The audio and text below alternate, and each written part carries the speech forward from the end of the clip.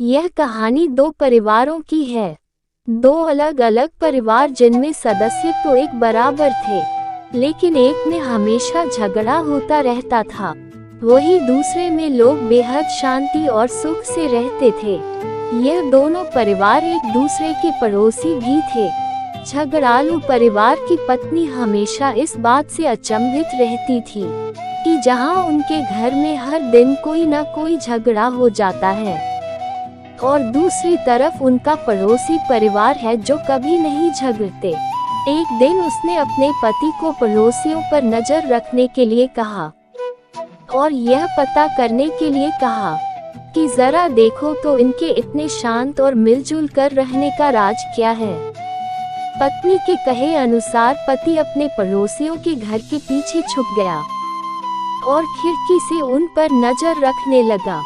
खिड़की से झांक कर देखा, शांत परिवार की पत्नी फर्श पर पोछा मार रही थी।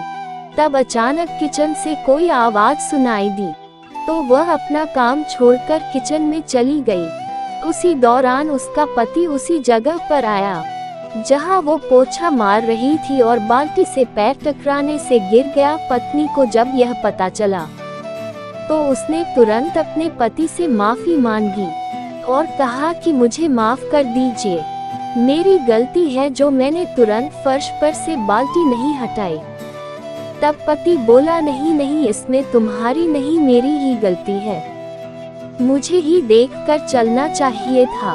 यह घटना देखकर उनकी खिड़की से झांक रहा झगड़ालू परिवार का पति सारी बात समझ गया। वह अपने घर लौट आया।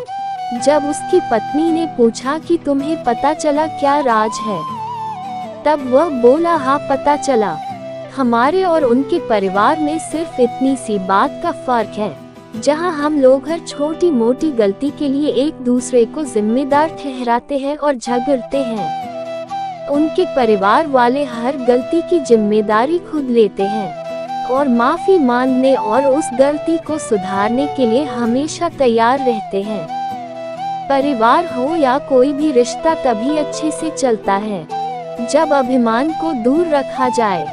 हमेशा मैं ही सही हूँ और मैं कोई गलती कर ही नहीं सकता, यह एटीट्यूड के साथ कोई भी परिवार या रिश्ता ज्यादा चल नहीं सकता।